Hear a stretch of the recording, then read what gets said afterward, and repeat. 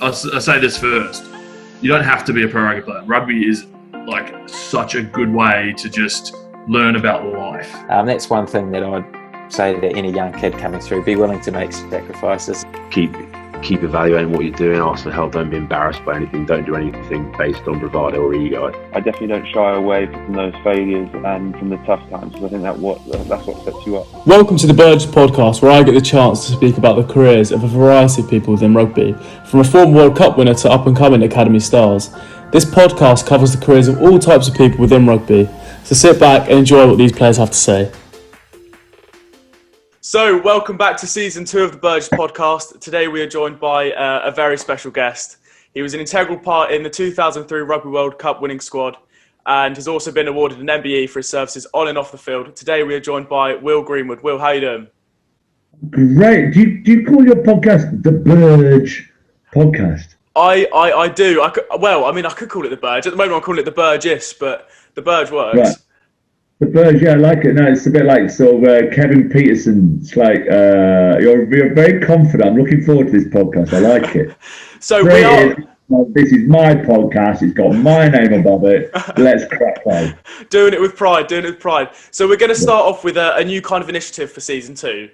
And it's going to be a way to kind of engage with the listeners a bit more. And I'm going to ask you your favourite cheat meal. And then the listeners are going to rate it out of 10. And we're going to do a mean average. And then you're going to see where you place on a leaderboard at the end of Season 2. So, Will, what is your cheat meal? What? I'm old. My favourite what? Your cheat meal. So you're training. What is your guilty pleasure food-wise? What is your unhealthy food that you'd go to when training? Right. Yeah. Great one. So am I answering that now? Yep. Go for it, and then we'll get the listeners to. Variety of things. What do I like? Pepper nut little cupcakes. Yep. They're an absolute touch. I don't know if there's a cheat meal. I love biltong. I mean, is it good for you? I don't know. Is it? Yeah, it is good for you. So I'm not allowed to have stuff that's good for me. No, I think it's got to be something that's a bit unhealthy, a bit something that. Okay, so I do most Saturdays. I will mix up my takeaways, and then I'll have a starter from the Chinese. I'll have deep fried squid in sea salt. That is good. Just stop it. So good, and then I'll follow it up. That's from the Peking Inn in Cookham. And I'll follow that up with a Mergi Masalam from Malik's across the road. So the Indian and the Chinese are on opposite sides of the road, and they are both Jedis. They are both titans of the takeaway world. So good they don't do delivery. They're like, if you want my stuff, you come get it. Got to come get it. Yeah. So those are my. If I've got a big session on a Sunday, I need it with about 4 litres of water because it dehydrates me. all that salt in the squid and that. I haven't even mentioned the seaweed I have that I mix up with the squid just to really turn my mouth into the Gobi Desert. Well, I think that's got to be if I was voting, it was just me. That would be getting a high rating. But we'll see what the listeners say. So now on to rugby. What is your first childhood memory of rugby, and how did rugby come into your life? Italy, mid-70s. My dad was an England captain in the 60s, and then in 73. You'll all watch Italy now in the Six Nations. It joined in the year 2000. Weirdly enough, Mussolini liked rugby. So rugby was sort of introduced pre-war, I believe, in the 30s to Italy, and it's just steadily grown. Doesn't have a strong enough league really to survive in the Six Nations. But during the 60s, 70s and 80s, before rugby turned professional, one of the ways top players could earn a couple of quid and have a nice life experience would be to go to Italy. So Bill Purr, Brian Ashton, Hayden, Michael Liner at one stage, Campese. So all these players have often done a couple of seasons in Italy in the old days. That's interesting. So we went out for a year in 73 and stayed for 6. So I was basically brought up in Italy. My first language was Italian.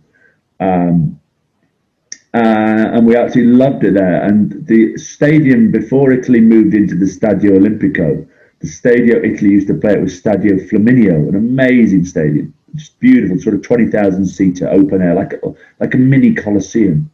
And that was the rugby club that my dad played at in the 70s. So steep steps, I'd run up and down them, concrete. My mum terrified I'd trip up, and dad playing out on the pitch. So rugby really has been part of my life from a very, very young age. That's very interesting, because I can imagine not a lot of people know that you started, where your rugby kind of journey started off in Italy. And then so kind of moving more into when rugby started to become a professional sport, you were a trader at a bank and then you joined Harlequins. How did this come about? I was already at Quins. I got a degree in economics from Durham University. Oh, so was Harlequins professional at the time, or was it not quite professional when you started? I moved around. I did Durham. I was Durham 91 to 94, Hatfield College, having done all right at SED, but it wasn't it's not known for its academics, but I did okay, Yeah. scraped through, got into Durham, failed to get into Cambridge. And actually it was the best thing that ever happened to me. I'm not the right either academic standard or academic work ethic really for Oxbridge. So Durham was perfect. I got a 2-1 there and headed to the city and got a job at HSBC. And my housemate at Durham was a Wimbledon boy, a KCS Wimbledon boy. And he said, well, come to training with me, because come down to Queens. So I went to London to work, and then lived in Clapham, found the rugby club, and would go there after work on a Tuesday and Thursday night and play on a Saturday. And I was there for 2 years as an amateur. I'd been at Waterloo, which is near Liverpool, for 2 years. I've been at Preston Grasshoppers, so I'd sort of gone through the divisions. Nowadays, the superstars go straight into an academy and only ever really know a Premiership team. Yeah, the old days, started at your local club. If another slightly bigger local club saw you, you moved up, and then if your job took you somewhere, you joined a club where your job took you. So rugby then turned professional when I'd already been at Harlequins for a couple of years, and I decided to move out of London and go up and play at Leicester, and that's sort of where my journey that's where my professional journey started. Yeah, so tell us about that. You made a lot of appearances for Leicester, and that's where, like you said, your career started to kick on. How was it for you, obviously, when rugby was starting to become professional? How did you find the shift from kind of amateur rugby to professional rugby? How did that feel as a player, being involved in that at the time?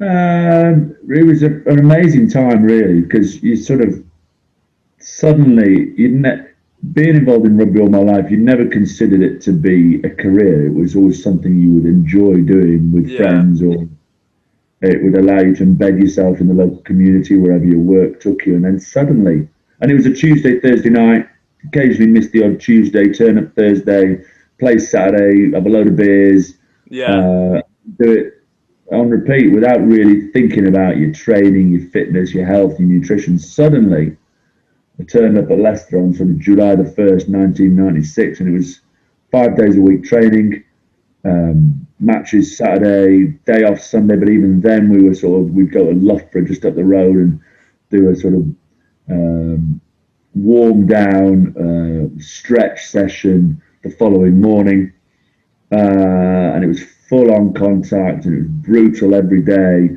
because they didn't really understand the impact on the body. It was just like, well, if we're paying you, we're going to flog you. Yeah. So we got flogged early on, and now they're much better at understanding sports science and the quantity of training and the quantity of impact, the head injuries, and basically the self-care that's required for the players to have a longer career. So it was exciting times. It was slightly Wild West. No one really knew what they were doing, but it was great times. Definitely, and I can imagine. So, in regards to sports science kind of stuff, that is something that's really kicked on from quite recently. And touching on the concussion side of things, what was concussion around concussions at that time? So I've had to stop rugby because of concussions, and that's why I'm now resorting to podcasts. And I tried refereeing, didn't fancy being the most hated man on the pitch, so I'm now coaching. So how do you feel like is the direction concussions are going in the correct way, or is there stuff that you would still change? Great question. I mean, in the old days, it was if you got concussed, it was a mandatory 21-day ban, and it was that was it. No matter how bad the knock, it was like you could play again in 21 days. And the reality was, no one really wanted to miss any games, and we didn't understand possible long-term negative impact of brain injury. So you'd often hide it in order to be fit for the next week. I think if we then sort of fast forward all the way to now, the independent doctors watching big matches, removing people from the field of play, HIAs. I think that's going a long way. I think the tackle law, I think the number of yellows and reds are just a byproduct of trying to change the behaviours of a lot of players who have 20 years of behaviour ingrained in them, and they just have to change. And I think it'll be a lot easier for the next generation come through who have grown up with this new set of applications. I agree. Of laws, so that would be great. And then what we must do is maintain real solidity and consistency among all the junior rugby clubs to make sure we're coaching and educating our children to grow. The reality is, the sad reality is there will be injuries in rugby, whether it's dislocated shoulders or snapped ACLs. Now, those you can recover from. Aches and pains will be with you forever, but we've got to be really careful about the head. I think they're doing an enormous amount of work.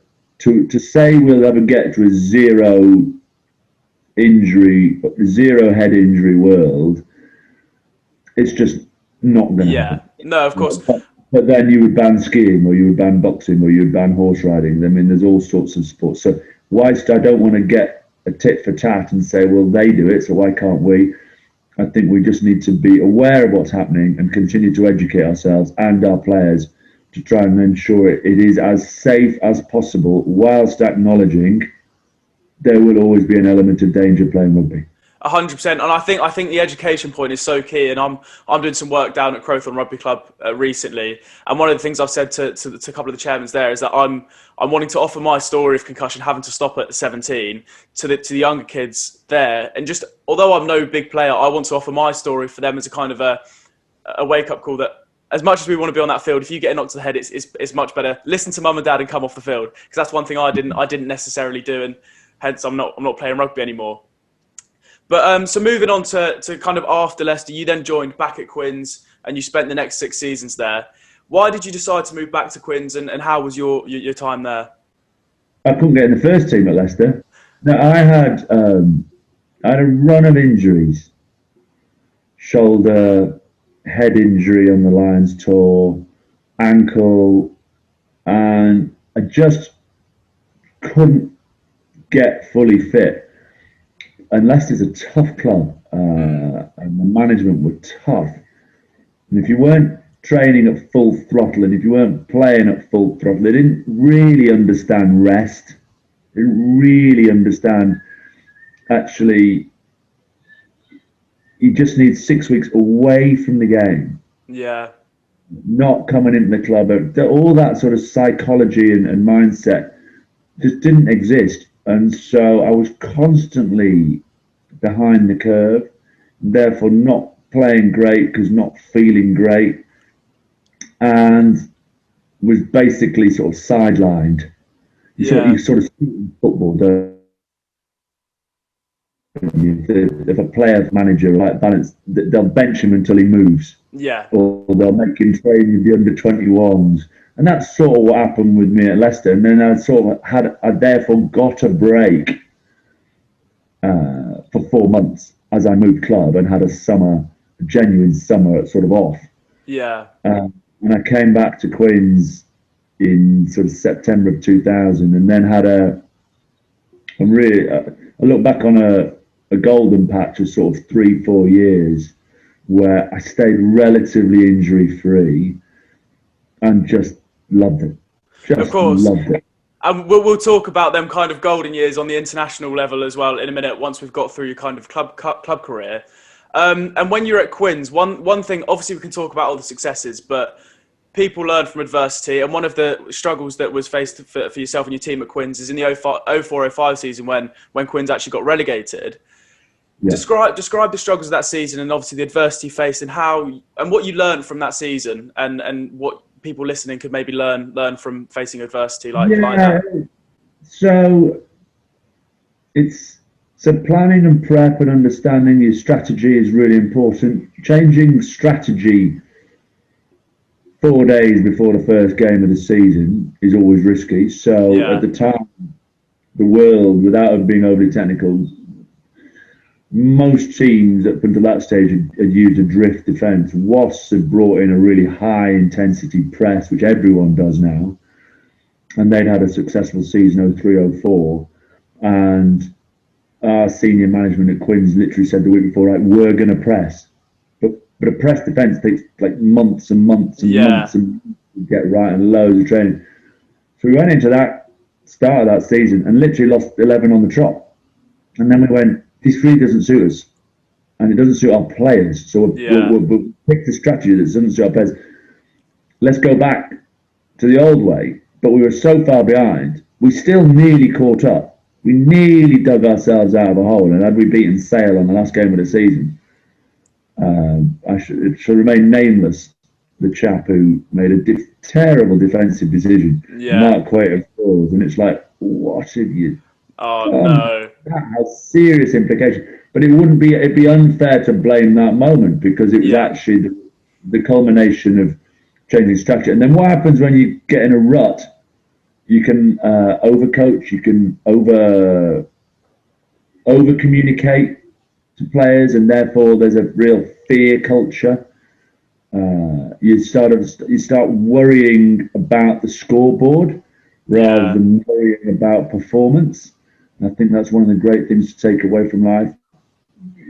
Let the scoreboard look after itself. Focus on your performance. Focus on your next touch. Focus on the next passage of play. How can you contribute? What are you bringing to the team? What's your super strength? Stick to your super strength.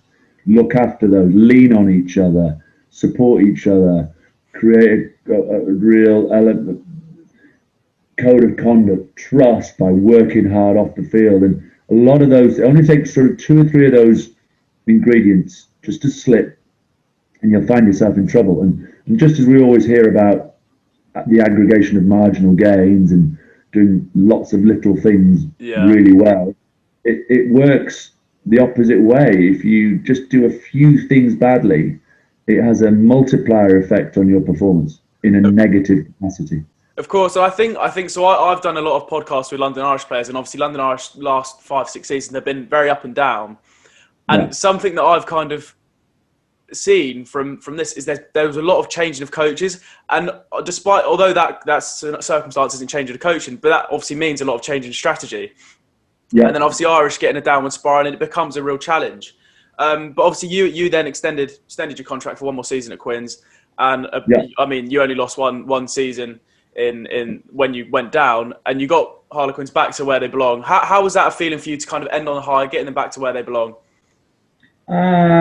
It was sort of, in a strange way, sort of neutral, because we'd sort of been part of the problem and we had to stay. I was actually intending to retire at the end of 05, but I sort of thought it looks a bit rubbish.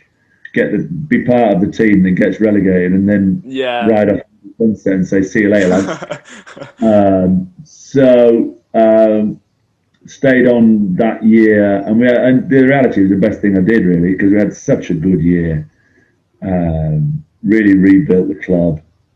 I was only like a tiny little part in this, by the way. The senior guys, new coach came in, new vibe around the place. Some of the senior players stayed, sent out a real signal to some of the young lads to stick it with us, don't move yet. And these are players like Rob Shaw and Brown. Oh, right. They were coming through, and so and Ugo Monya, and they could have left, and they stayed to be part of it, and they really benefited from a season sort of away from the spotlight, developing their game. I agree, and I think that's something a lot of players have touched on that I've done podcasts with is. The champ is such a good opportunity for players to grow and learn and make mistakes, because you're not in the spotlight of the media. There's not the pressure of a full Ricoh Arena or whatever stadium you're at. It's proper kind of. Ricoh Arena is never full. Is it? No, it's not. It's not. Is it? Those 30 Wasp lads up at Cobb. There's never fun. I mean, rattling around like peas in a drum up there. I mean, one stadium not like that. What's the bar stadium called? Is it the Den? Is it the Den? The Wreck.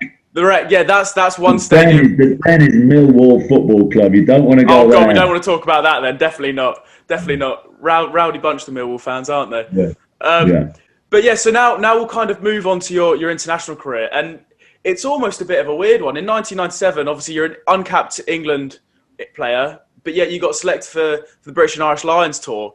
What kind of a moment was like that for you? Obviously, that must have been a pretty surreal moment getting that call up to the British and Irish Lions tour. Yeah, it was great, amazing, and really proud. But Lions selection will be coming up soon, and there's talk about potentially someone like a Don Brandt could be a bolter. Yeah. But it's so rare to go on a Lions tour before you've played for your country, because you sort of feel like you need that test to really be seen at the highest level to see if you can hack it. And luckily, Sir Ian McGeechan took a chance on me. Had an amazing time, and the players were amazing because I turned up at Lions training camp, and Keith Wood and Scott Gibbs and Gregor Townsend, all these absolute legends, and I'm like, I've just come out of sort of Quinn's second team, and I'm just gone up to Leicester first. I'd had a really good year. We made the European final. Yeah. Top of the league. We'd won the Tetley Bitter Cup finals. So we had a good season, but it was club level. So I'm like, oh wow, check this out. But the senior players were like, if Sir Ian thinks you're good enough, you're good enough. And Get on with it. Stop looking starstruck. Contribute, and away we went. That is crazy. I think it's one of those moments. A lot of things I've talked about with the players is trigger moments, and moments that kind of make you kind of feel a little bit starstruck, but also like motivate you to really work hard and go like, this is really what I want. And I can imagine a moment like that, playing with training players like that, is a moment like, wow, this is really what I want to do with my career. Yeah, really, it was. I mean, I'd always laugh that I'm a bit like Donkey from Shrek. Like the enthusiastic kid who keeps turning up, and eventually someone gives them the game. Pick me. And I think if you have that attitude in life, I never grew up wanting to play international rugby or to be a Lion. I grew up in a little village up in Lancashire, called Hurst Green, with my mates, just kicking a ball about, football, rugby, cricket, whatever. In fact, we didn't kick a rugby ball about. It was a Lancastrian village where it was football obsessed. So just played all sports as often as possible. And I'm very nearly 50 now. And last night I was at Maidenhead Rugby Club training with the foot. I coach, but I train with them. And I still beat some of them on the fitness. And it's like, lads, dude, I'm nearly 50. Crack on. I bet they don't like that. No, so it's great fun, and it will always be part of my life. The local rugby club. I've always, and whether it's netball or hockey or ballet or music or whatever it might be, I just think the important thing is to within your life to have a passion outside of work. I think it gives you an escape route, an option, a new group, a different perspective on life. Definitely, I think that's so true, and I mean that kind of applies to me. Well, last night, I've never played football in my life really. I've always been rugby, and off the back of having to stop rugby, I was like, I kind of need a new kind of escape sport. Obviously, when I leave Shiplake, I'm not going to have Shiplake. You look a bit like Jack Grealish, though. Jack Grealish. I reckon I'll take that. I don't think that's that bad. I can see you in an Alice band. I mean, if I'm called Jack Grealish, I don't want to be. I'm not sure I'm quite worth 80 mil, but I'll take it. That's not a bad thing. So I went down to Henley Football Club last night, and I was so far out of my comfort zone. But it was so fun to just have a kick about and have a run around with people I've not ever met before. But let's talk. You don't know what you don't know. No, exactly. But let's talk about the famous 2003 Rugby World Cup, obviously, which you were a part of, and finished joint top try scorer in that campaign. I mean, there's so much we could talk about it, but how did you find out about the selection of the 2003 Rugby World Cup? I have no idea. We'd had such a good year. We'd won the Grand Slam without ever taking anything for granted. I was like, if the post hadn't turned up, I'd have been like, "Where's the post? I'm definitely going." And that sounds. We had an amazing squad and an incredible sort of 30, 35 man group, but we'd been to Australia and New Zealand in the summer and beaten them in New Zealand and Australia. And so the team that had played in all those games was guaranteed really to go. So there was less excitement about the selection. I think the big selection moments were actually as you went through the tournament and so many people were playing so well. The big selection moments were once you got into knockout stages, the Wednesday nights when Supply would pull back the flip chart and there would be the team. Yeah. Luckily, he changed the midfield a couple of times, but I was always there.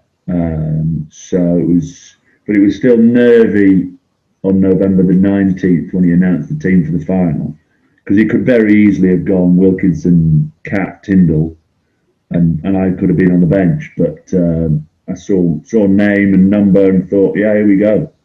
I mean, what a moment to be a part of that World Cup final. And I think one thing everyone would be interested in, describe your feelings, your emotions, if you can even remember. I mean, moments like that can almost be a blur. When Johnny Wilkinson slotted that drop goal that won England that World Cup. Describe that moment. That must have been a moment of just pure joy, a bit of everything. Yeah. Most of it actually I've sort of rebuilt in my mind from watching the clips on repeat. The reality is the game is something I don't really remember a lot about. It's the changing room after and the next couple of days that you sort of have really fond memories about. And the reality is that the game is not really at the forefront of my mind, but the work we did to get there and the enjoyment we had once we'd won it was what made it all worthwhile. I can imagine it. I was 1 year old at the time. I don't obviously remember it, but that must have been a moment that really brought the country together. A bit like what the last Rugby World Cup did. I mean, obviously we didn't win it, but we got to the final, and you really felt that sense of everyone was enjoying rugby, even people that didn't like rugby. So I can imagine it had that same kind of effect. And did you sense that when you came back to England after winning that World Cup, that there was a real united thing?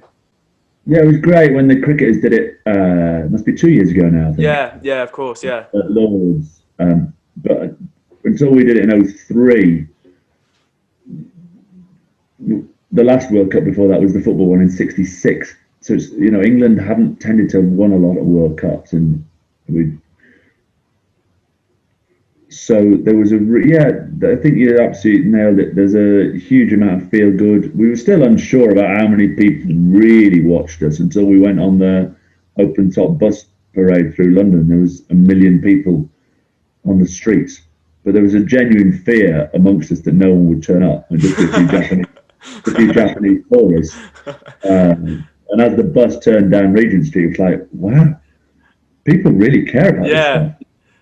So it was great. Yeah, no, it was amazing, and we had some lovely moments over the course of the next sort of 3-4 months on the street or Buckingham Palace or all sorts going on. Such a wide variety of gratitude being shown by so many different people from different walks of life. It was nice to.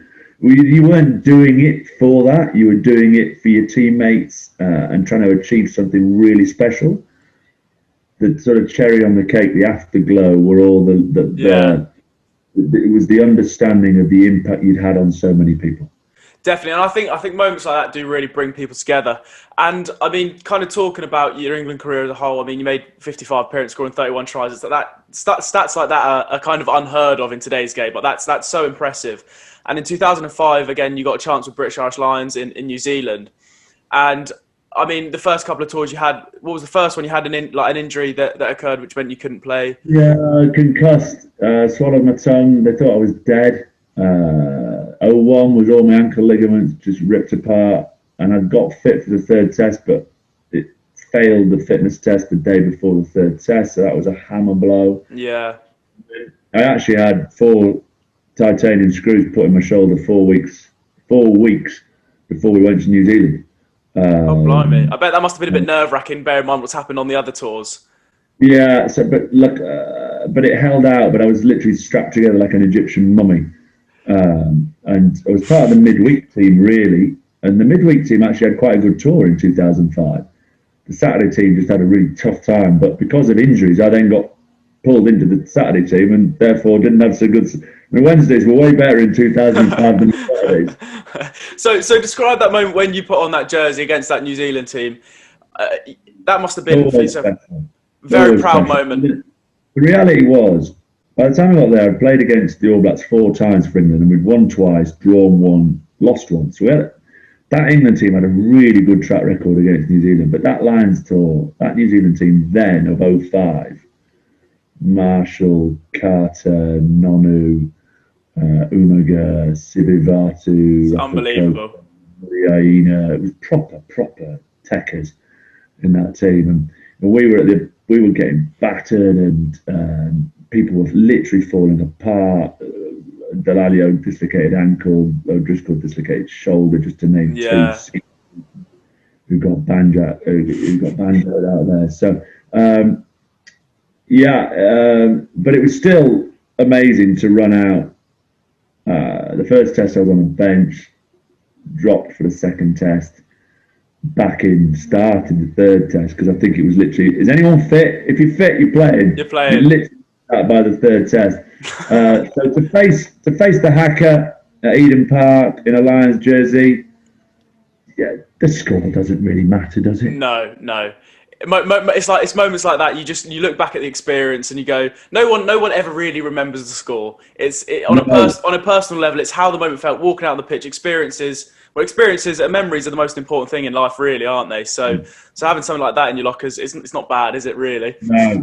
Just for reference, we got battered in case anyone did that. Well, that doesn't matter. And kind of, I'm very proud. One of the things I'm very proud of is, but. It's definitely not a boast, by the way, when people think, oh, how very arrogant, is my last pass in international rugby was a try-scoring pass. Everyone's like, wow, you're amazing. Yeah. Well, except it was to Rico Gear, who was the All Black. So he intercepted my pass and scored at the other end. So technically, my last pass in international rugby was a try-scoring pass, just to the opposition. I mean, without the opposition, but you can tell people that it's a try-scoring pass, and it sounds amazing, and it reflects your career. But the second half it was less embarrassing. It was less embarrassing than the headmaster's impact on the 2001 Leinster, Mr. Tyrone Howe, who in one particular game caught the ball but was 5 yards in touch. He told us about this and ran 60 yards up the sideline and scored.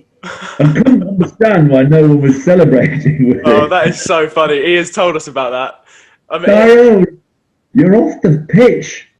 What are you doing? Everyone was going, what on earth is he doing? But he is so good at rugby songs that he delivered one on the bus afterwards, and we forgave him immediately. I mean, that is now my challenge to myself, to get Mr. Howe to do some kind of song on speech day, and fingers crossed that's going to happen. And I mean, after obviously such an amazing career, you've post-retirement, you're doing loads of things, which is amazing to see. But one thing I want to touch on is your role within Sky Sports and the analysis side of things. How did you fall into this? Because this is something that, for myself, I mean, it's a kind of dream job. Obviously, something that if I'm trying to compete with people like you in the future, I don't have a chance, really. But like, so how did you fall into that? I will be working on the Lions tour this summer, but technically I don't work at Sky anymore. Oh, really? Yeah. So, but I loved it for 16 years. The rugby department, the rights, as in all things, commercial world, sports rights, rugby rights have gone to different channels. BT have the domestic and the European, the Champions Cup, and the World Cup has always been historically ITV, and the Six Nations BBC and ITV, and Super Rugby has now gone to Stan, which is a streaming. I don't want to, go around the whole detail of where the rights lie in rugby, but they're not currently at Sky. We're pausing and reflecting on our delivery of Sky, but we'll have a smashing Lions tour. But I was very lucky. There was an executive producer who ran the rugby, a guy called Martin Turner, who saw a couple of my post-match interviews and thought, well, he might be quite a good guest. Yeah. So I did my first guesting in 1997 as just a studio guest, and they kept inviting me back. So, and I ended up, when I finished, going in to do it and love it. I love being on the touchline. I love the analysis. I love the opportunity to be that close to big test matches with a microphone. It is a real privilege. Yeah, I can imagine. And is there maybe one kind of interview that sticks out for any reasons, or is there not? Is there anything that you're like, that was a very good interview, or something that went wrong, or is there anything that sticks out to you? There's a few. Really enjoyed talking to Warren Gatland. Yeah. For the post-match interviews, 2013. Tricky for him. It went to 1-1. He dropped Joe Driscoll and they won the third test. So big moment for him. So it was a real privilege to be there. James Haskell having, he had earpiece problems. So we do all that amazing analysis, but he starts going with a sing-song. I think you'll have a sing-song. It's important to celebrate a victory, whether it was the prettiest thing in the world. I think you've got to get around with each other, ready to regrow next week. And you have to YouTube James Haskell's sing-song to understand what I'm talking about. It wasn't his fault, but oh my God. Stood next to him at the time, I was thinking, did he just say what I thought he said? Because if he did, he's not really making any sense. So that was fun. So then the key is, I think the beauty about that is one of the great lessons I've learned is don't take yourself too seriously in life. Yeah, no, of course. There's just what you need. And so final two kind of questions to wrap up the podcast is, one of them is you've obviously been awarded an MBE, which is a credit to yourself and very, very impressive. How proud of a moment was that for yourself? That must have been very surreal and crazy almost. Yeah, it was lovely. Get some letters. Durham University very kindly gave me a doctorate. So I'm Doctor of Civil Law. Dr. Will Greenwood, MBE. Would be that's not too bad, is it? It's amazing what people will give you when you win a World Cup. But no, it's there again. It's lovely recognition and really humble to receive them. The things you take away though from the sporting career, whether you win a World Cup or you play at a local rugby club, the friendships, the good times, the tough times, the connections you make, the lifelong connections you make in and around sports clubs, and for me, rugby, have opened so many doors and given me so many opportunities. So the letters are lovely. The memories and the opportunities are what I will always be grateful for. Definitely, and I think for what you've done for the game and for the country winning the World Cup, you deserve everything you get. And I mean, the final question, the one I ask all the players is if you could give a piece of advice to young aspiring rugby players, what would it be? Be a learn-it-all, not a know-it-all. I think that's a very good point, because I think it's quite easy at this age. I mean, academies rugby, kind of DPP starts off so early, and for a lot of players that can really get to your ego. It can be like, oh, I'm playing in London Irish DPP, although loads of people are playing in London Irish DPP. For some people, it can get to the head. And what I find crazy is that some people they get to an academy and they think they've already made it, and that's you're so far from making it when you're in an academy. And it's the people that are like you said, the learn-it-alls that will make it. The people that want to work hard will make it. The people that they get into the academy, they get into let's say under 18s, they're like, oh, I've made it. This is awesome. You're so far off. Yeah, it's difficult though if you're young and people fill your sails and tell you you're great. It's difficult to keep your feet on the ground. So I think to maintain your friendship group away from rugby, have a diverse friendship group that might be some physicists, might be some saxophonists, anything. Could be anything. And to have a group that has a real variety just maintains feet on ground, balance, and it checks and balances for you. If you want to surround yourself with worshippers, go to church. Otherwise, just make sure you've got people around you who are giving you honest, transparent, candid feedback. That having a group of friends that really hold you to account and allow them to allow you to hold them to account is absolutely critical. Of course, and I think that is such a good point to kind of finish the podcast on. Well, it's been an absolute pleasure and an honour to have you on today and get to talk to you, and I'm sure the listeners have got great value out of listening to you. So thank you for coming on, and all the best with the future. Wow, what a joy. It's the highlight of 2021 to be on the Burge podcast. Stop it. The Jack Grealish, aka the Burge. Thank you for inviting me, and I look forward to hearing and listening to more of your podcasts. Thank you very much.